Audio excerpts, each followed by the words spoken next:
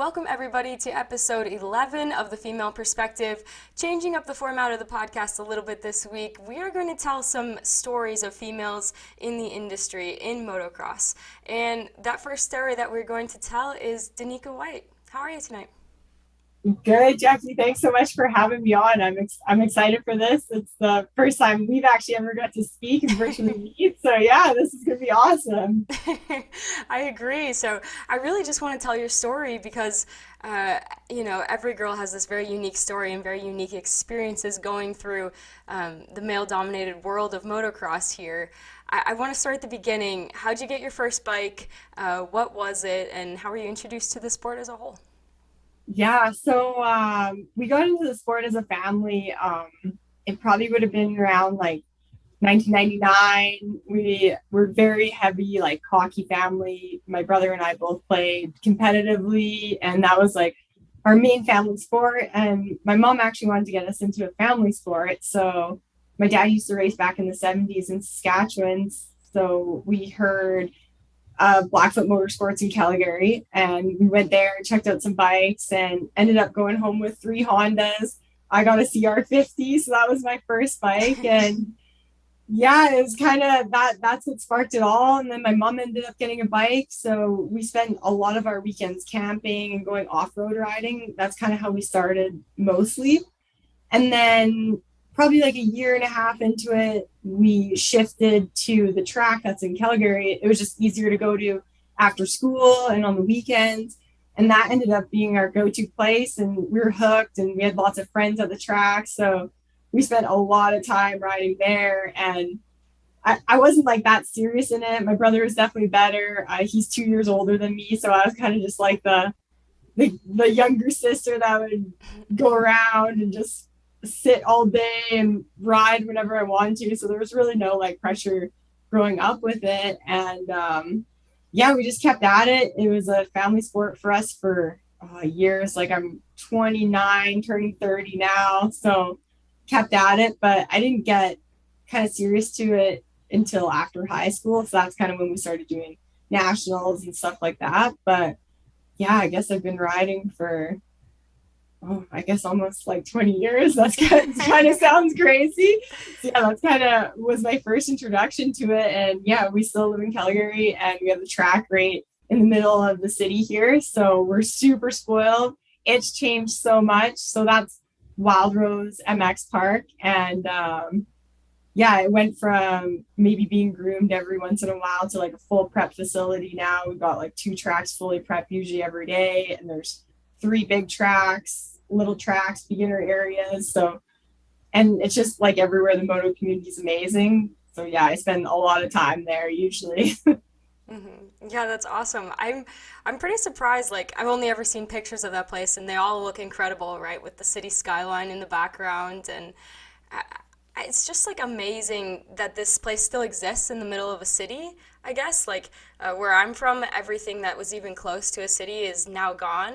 I guess maybe a little more detail on maybe how that place has changed and how you've grown and changed with the facility that really shaped you in early in the beginning. Totally. So I'm actually on the board of directors right now for Wild Rose. So it's pretty interesting to see the back end and how much work goes into it.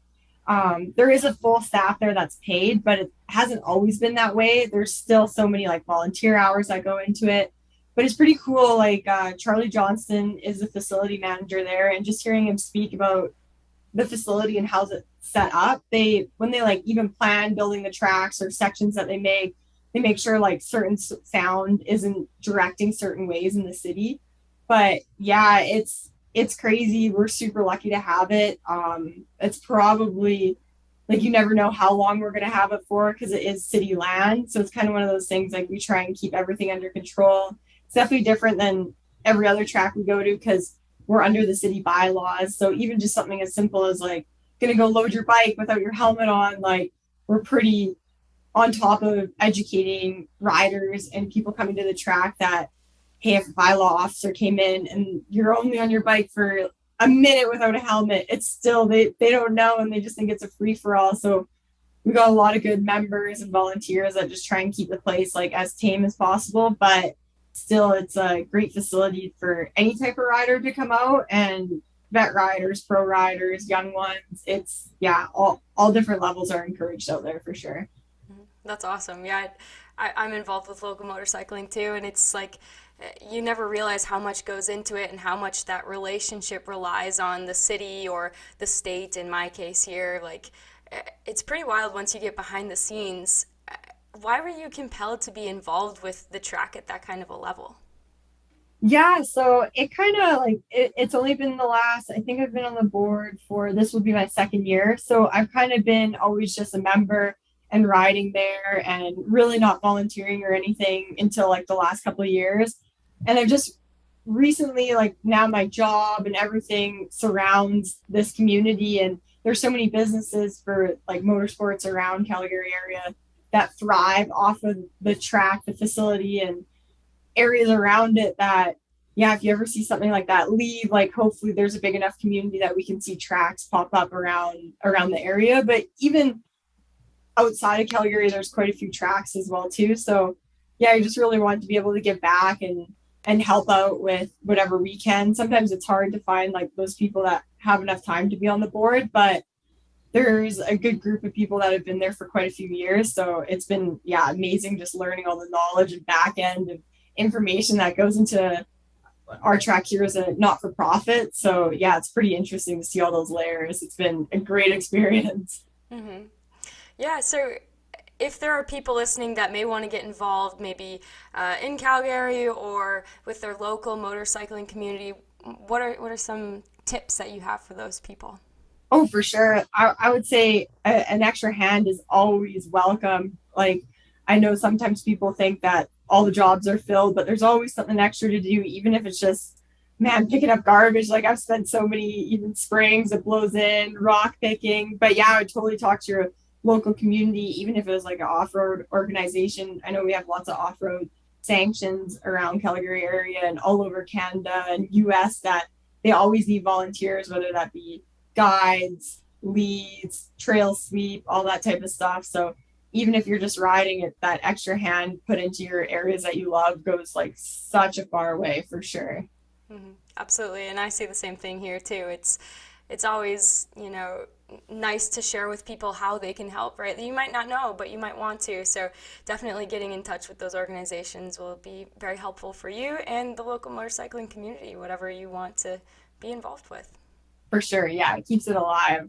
I feel like all of the motorsports or power sports sanctions are all thriving from people that just have passion for the sport. So yeah, it's kind of great to see everyone come together and keep it going. Hmm. Absolutely. So we trailed off a little bit here, but I want to come back to the Danika White story. So you mentioned after high school you became a bit more serious as a racer. What was it like, that experience transitioning from a more recreational rider to a competitive rider and then competing at the highest level in women's motocross in Canada? For sure. So right out of grade 12, I wanted to do my first full national series. We've only ever did the local national. So my dad and I were prepping for that, and that would have been 2012. And training for the series, I actually broke both my legs. So I shattered both my ankles, was completely out. I was so bummed, but yeah, it was such a humbling experience. I was just like kind of sitting there. Obviously, yeah, I had to like go through wheelchair, walker, all that. It was like 6 months of healing, and all I wanted to do is get back on my bike and just be around that community. And yeah, that really put me on the path to where I am now. So the next year, we yeah tried to rehab, get better, train for it, and then go out and race. So yeah, we ended up racing the national series for yeah 8 years.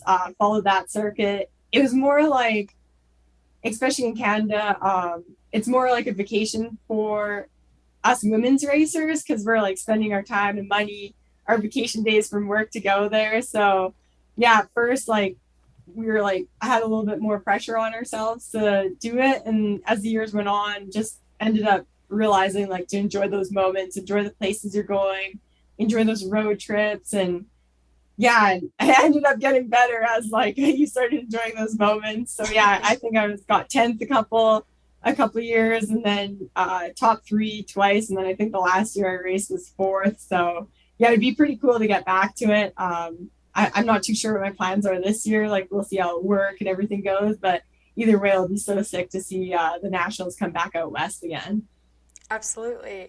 So are you even gonna go for the Calgary round, or is that one off the books, or you just have no idea at this point? So it's not coming to Calgary this Oh, year. It's shoot. gonna come to Drumheller. Yeah, so it's Okay. pretty close.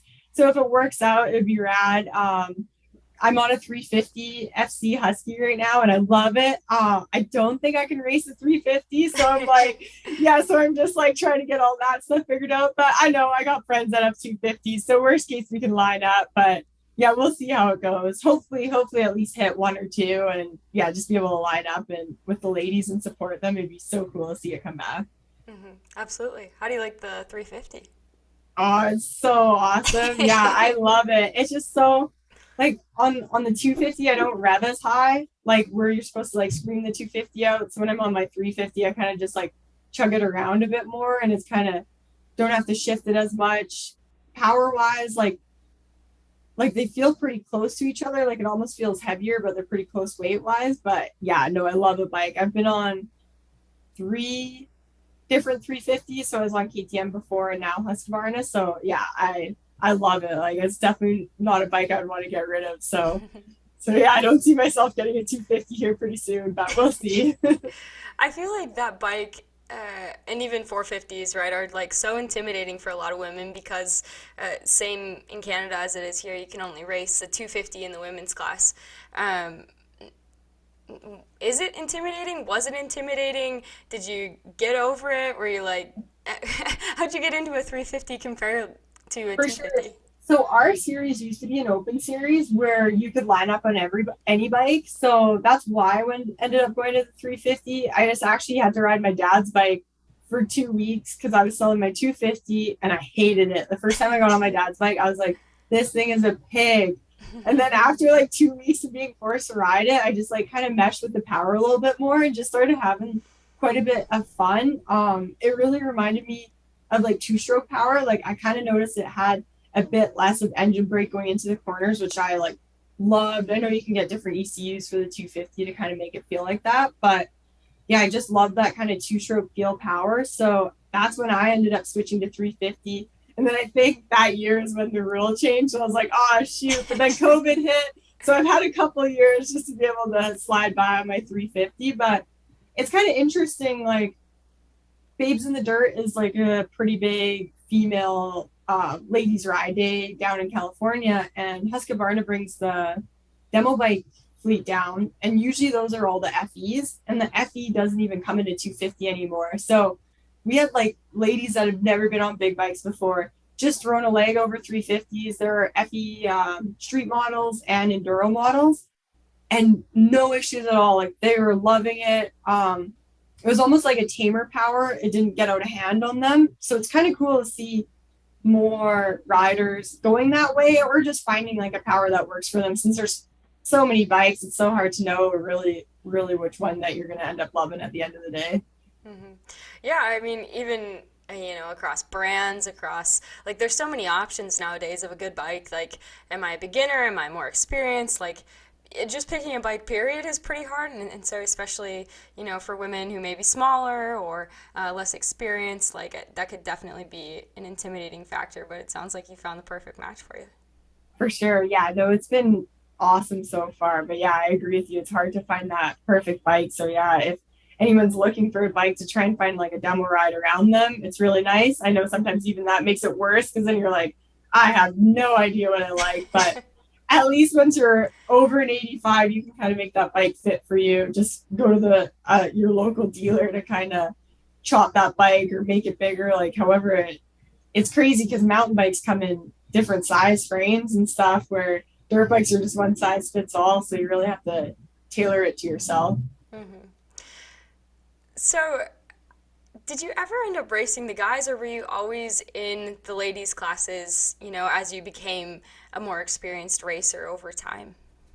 Oh yeah, no, I still race the guys. I love it. It was actually one of my bucket lists was I really wanted to try and get some my intermediate points. So I'm technically still in junior men's, but man, they're gnarly races. And I feel like the guys just like there's a different crew of them coming up each year because they're just so young. You're like racing 16-year-old boys, 50-year-old men, but no, I still race the men's classes. It's super fun. I personally really like the mixed classes because it just gives a different edge with it. I love racing the ladies classes as well too. Like even at our local series, we have different ladies classes to kind of progress in. But yeah, no, the men's classes has been great. Hopefully can hit some like provincial style races and still race that. But oh, I'll be in that class before you know it, which is absolutely wild. So looking forward to that as well. Hmm. Our vet class here starts at 25, and I just turned 25 this year, so I'm very excited. Oh, welcome to that class. I thought it was 25 here, and I was so stoked when I turned 25. And then, oh, now we're 30 already. I can't believe it. Well, it's just nice to race people that have to go to work on Monday. You know, Yeah, they're not, totally. they're not. You know, mom and dad will drive me home, and it'll be okay. And yeah, Oh, for sure. big Yeah. difference mentality wise. And I guess I want to hear more about your experience with racing with men. Have you ever had any bad experiences? Maybe guys that see the ponytail and they're going faster now to pass you. What's it been like? Well, I was kind of always when I was coming up through riding and getting better and faster, I was wanting to look like a dude. So I was always just like, I still like have my hair like super bunned up under my helmet. My number plates would be either like a super dark blue, so it didn't look as much like a girl. I don't know why I always wanted that vibe. I just wanted it to look super badass and nobody really know as a girl out there. Yeah, I've never, everyone's been super welcoming. I've never really had a bad experience in the men's classes, other than I think it was like my first practice. I went out for junior. I had a guy just trying to pass me in practice and just like totally wad up. And I was like, oh man, like this is how junior is gonna be. But yeah, other than that, it's been super welcoming and like I owe it to a lot of guys, even still that ride with me and help me with like technique and kind of like once you get your helmet on, it really doesn't matter like male or female. Everyone's just there for the same reason and share those memories and have fun together. So yeah, even if it's somebody that's first starting out riding, like I totally recommend racing both classes or choose one and keep at it. But yeah, you'll definitely want to do both.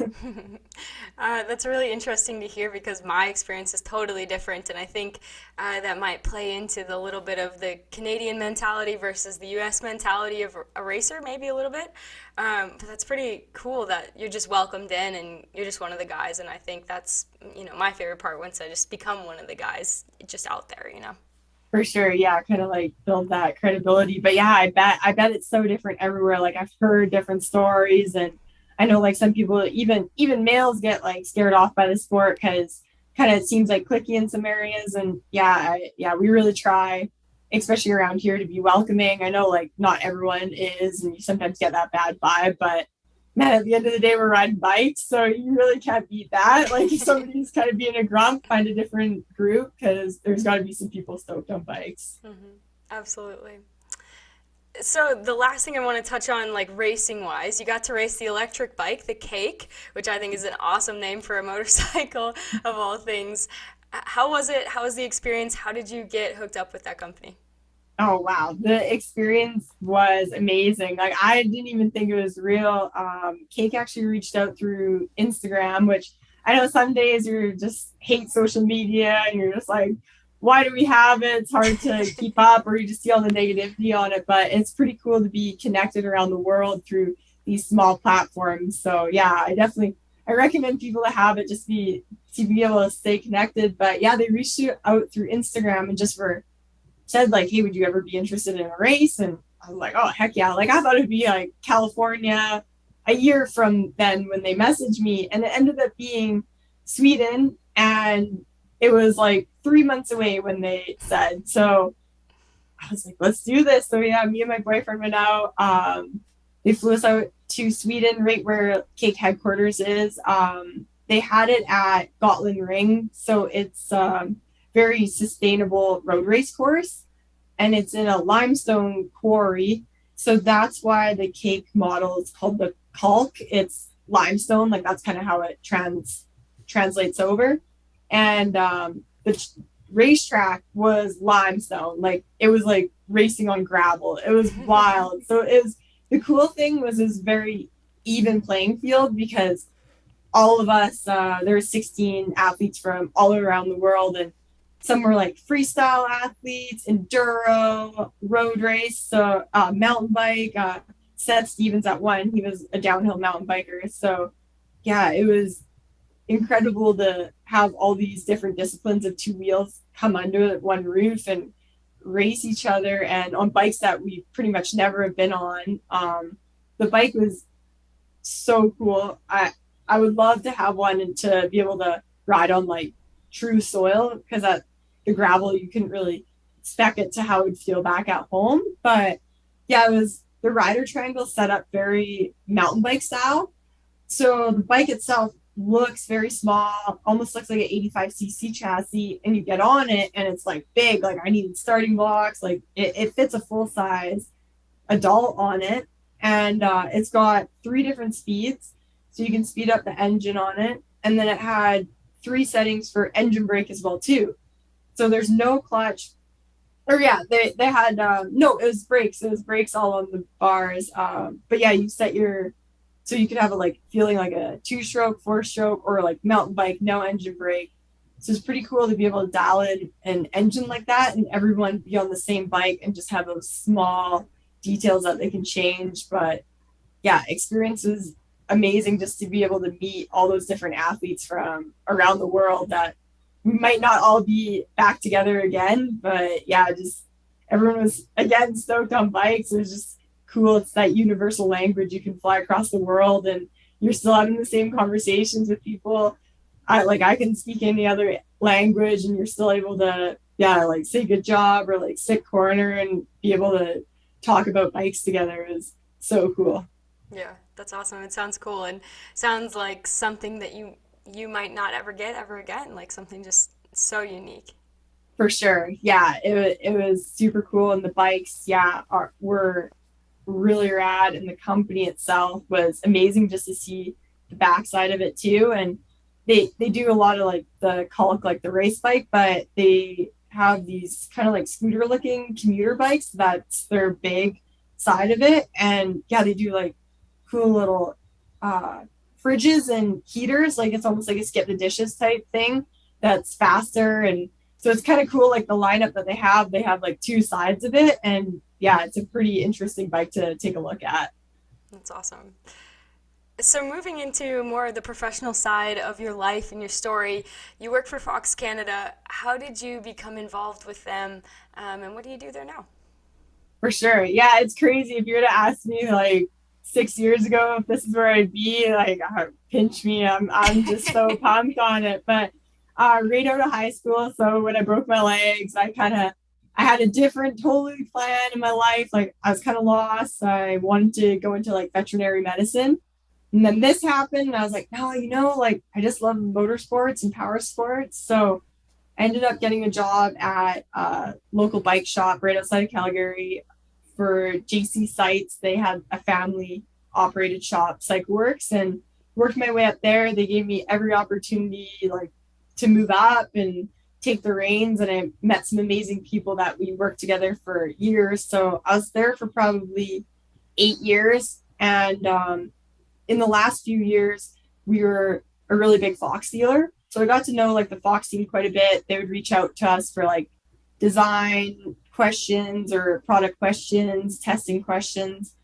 And Fox's top tier dealers sometimes get brought down to their headquarters to see the next year's gear. It's called like a pre-line show.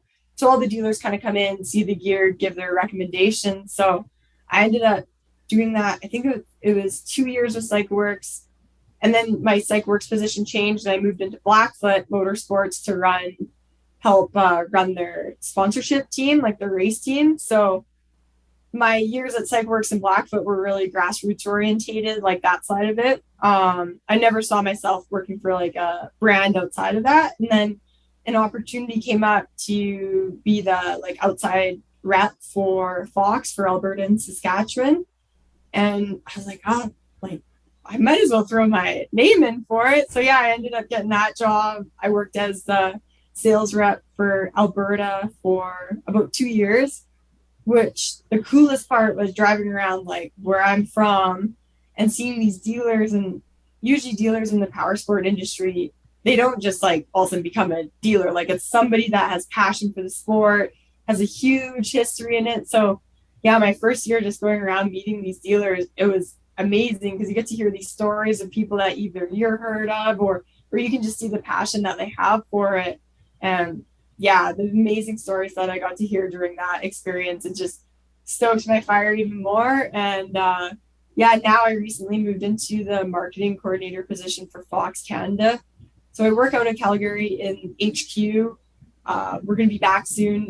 The office is closed down with COVID, so we're working from home in our lovely home offices. So yeah, that's where I'm at now. But yeah, we work a lot with the U.S. team, and I'm going to be working more with the Canadian athletes and stuff. So my driving fuel is athletes and being able to be at that grassroots level and kind of see where riders can go. So yeah, no, I'm just stoked to kind of see where it goes from here.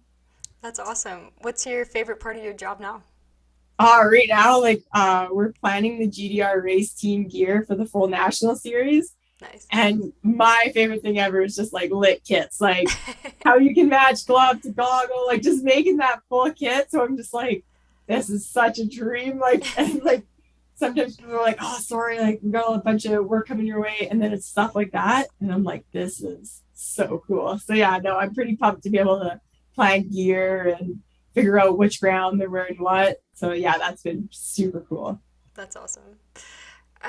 Do you see yourself branching out from your position? I know you like just moved into this new role, but do you see yourself going forward and being with Fox for a long time?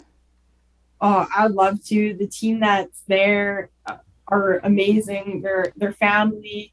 The U.S. office is just feels like a next home. We go there every 6 months. So yeah, I'd love to see where I move from here. My like the two individuals I work for, like JC Stites was my boss for like 7 years before this. Now he's like my boss at Fox too. And then I work with Mark Finley, who's been with Fox for, man, I think like almost 30 years. So it's pretty cool to see their history with the brand and kind of their passion for it still. And no matter what I want to do within this industry, just because it definitely fuels my passion. And it's crazy to be able to work it under a brand that you can carry it out after work as well too. Like whether you go riding with your people from work or you meet people that ride with Fox or any other brand, like it's just such a crazy industry and a small industry that yeah, I'd love to be in it as long as I can. Mm-hmm. Same here, right? Like Yeah, you love something so much, you want to fill your whole day with it, and it doesn't feel like a job when you love it so much. totally right. Yeah, it doesn't feel like work, and if you can have your passion as your work and it's pays off so much, like it's just so fulfilling at the end of the day to be able to yeah, do what you love. And yeah, I love it right now, so it's been great. That's awesome. So you're also pretty involved with women in the motorcycling community. What is SurfinBerms? This awesome title for something so unique. Yeah, so it ended up starting as ride days to raise money for our national series because our national series was fully funded and ran on a volunteer effort.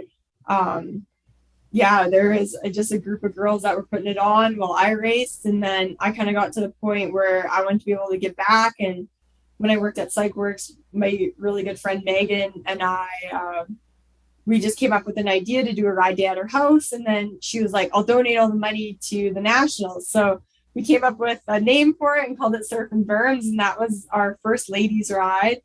And then from there, it ended up turning into this like really cool community where we started doing ride days at our local track. And it just started as like, hey, we got a couple girls that really know how to ride here. We want to be able to give back and show new girls around.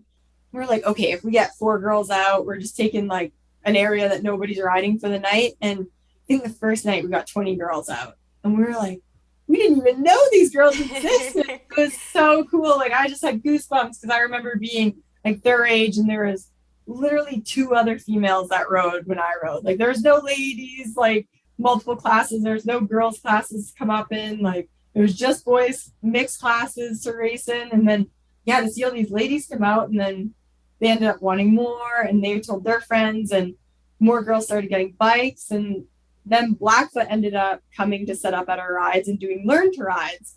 So we had ladies that never even been on a bike before, and they were progressing into learning clutch and getting on the track those evenings. So yeah, now we've got like 5 a year at Wild Rose. We're kind of branching out to different riding areas. Like hopefully we can hit more areas than just kind of our local Calgary area, but it's all volunteer ran. All the money still goes back to the women's riding community. So it's definitely outside of work, but yeah, it's rad. Our next one, well, our first MX one is coming up in like a week and a half. And yeah, I'm pumped to see all the girls this spring and see which new riders come out. And yeah, they're all levels always encouraged. So it's very like chill riding. If anyone wants to go hammer down motos, there's other areas for them to go. So yeah, it's a very, very welcoming type environment.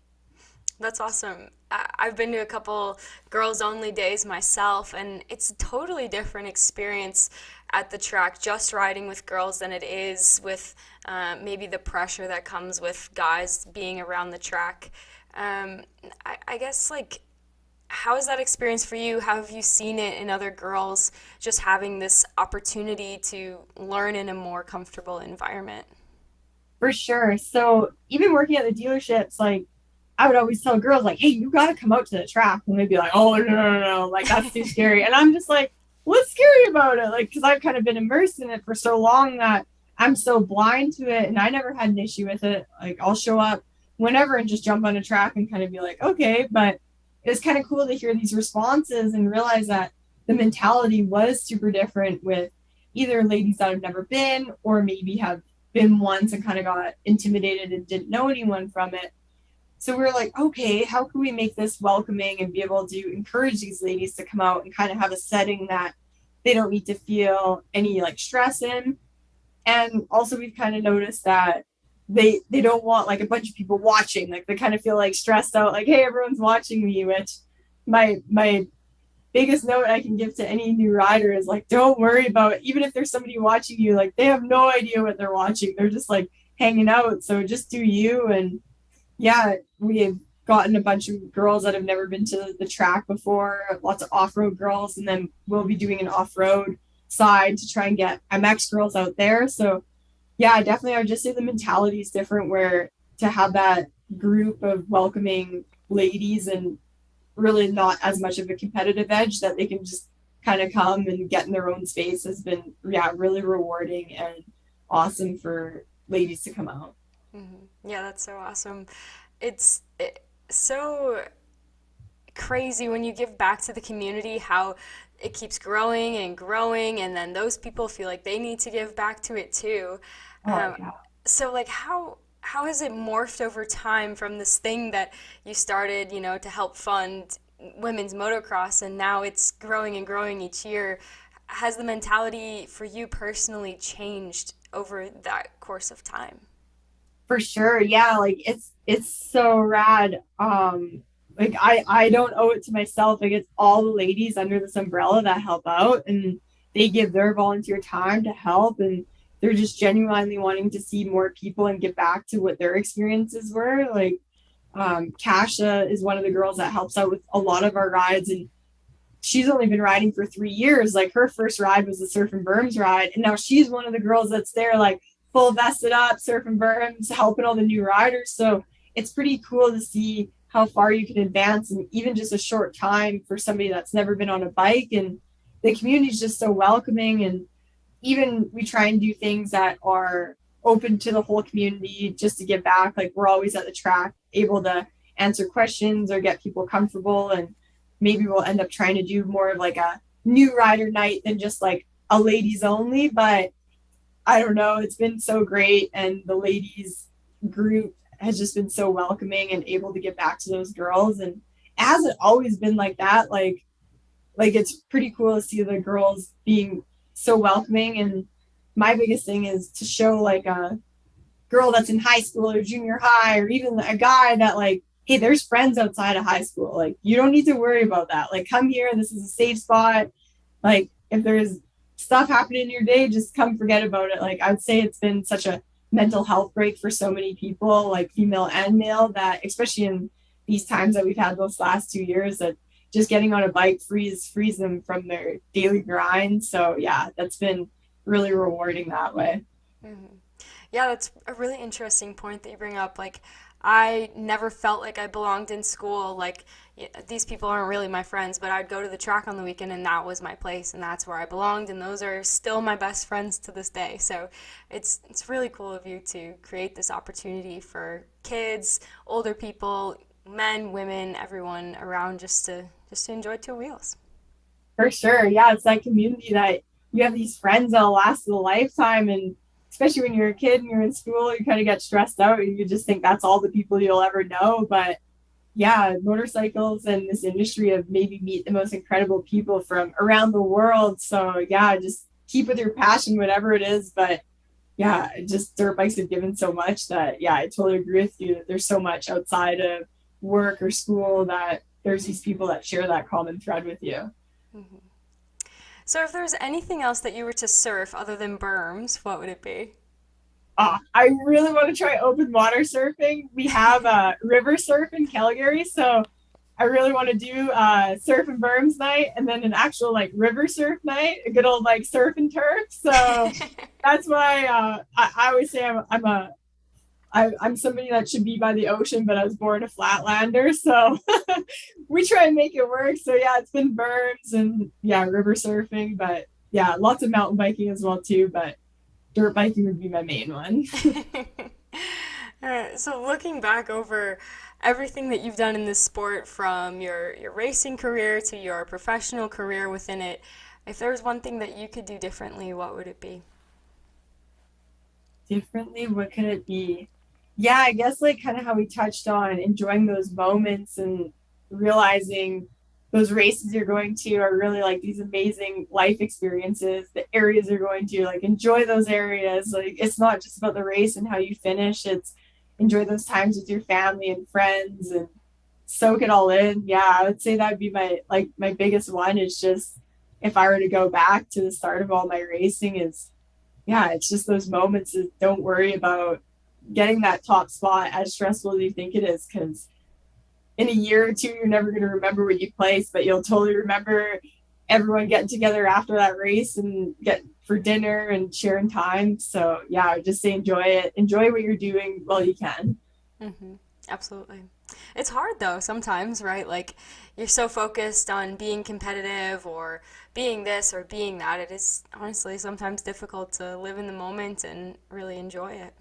For sure. Yeah, it's definitely something that you have to like prep yourself and change your mindset a bit. I always found, especially recent, the more I'm having fun, the better I'm going to do. So yeah, you just definitely got to flip that mentality. I've seen a lot of younger kids as well too that are trying to go up into the intermediate pro ranks as well, and man, they're just flying on those days that they're just having a good time and they're feeling their vibe. And then right when they get in their head and stressed out, you can just see it. And just everything goes out the window. So it's even cool trying to teach that to other riders and just to get that pump up. And from there, once you get that confidence flowing, then usually the results come. But sometimes it doesn't. And at the end of the day, we're doing it for fun. So if you sucked one day, I guess you got the next weekend to figure it out and hopefully do better. Yeah, absolutely. So, what does the future look like for Danika White? Maybe in racing, which you said you're not quite sure about, surfing berms, or other big dreams that you have? For sure, yeah. We'll keep hammering out some ladies ride days, getting more people into the sport with SurfinBerms and just comfortable. Definitely, we have like the funnest local series here that I try and hit all of them with. And there's a Evo class, so it's retro bikes, and I got a CR 250 going up, so probably be racing that a bit this year. I definitely want to hit an off road race this season. I've got a lot of MX girls or off road girls come to do an MX race, and I kind of owe it to them to now do an off road race. So yeah, hopefully quite a bit of that, and yeah, it'll be a busy year with ride days and working. So yeah, I definitely see myself no matter what involved in the sport, whether that be like highly competitive or just trying to get the next generation to that spot. But yeah, either way, it'll be great to try and hit a couple big races. Well, it sounds like you have a 250 for the national here. I know, I do exactly. So I was able to rip out the CR. We just got to finish it up. It was a full back from the dead project, but yeah, that'll be coming soon. I can't wait to try it. I've never been on a CR 250 setup for myself, so yeah, I'm pretty pumped for it. That's awesome. In conclusion, what is one piece of advice that you have for girls or women within the motorcycling community? Oh, for sure. Yeah, I would just say if you're interested in it or you have a bike right now, like just try it. Just don't worry about it. Nobody's watching. Like there's always a group that's really willing to help out. So just go out there and try it. If you're from Calgary area, come find us. We're always around the track, but anyone from anywhere else, like your local groups, there's always going to be a super stoked group of people there that want to help you. And even if you can't unload your bike, they'll help you unload your bike. The motorsport industry and community love it. So ask questions, just do it, and yeah, you'll never look back. That's awesome. Yeah, there's no such thing as a dumb question, right?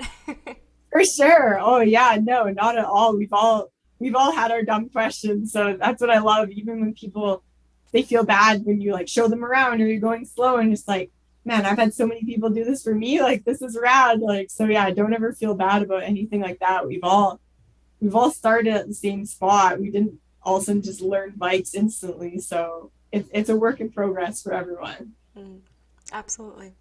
Well, Danika, thank you. It's been a lot of fun, and I hope that you've enjoyed it as much as I have sharing your story with the MXP listeners.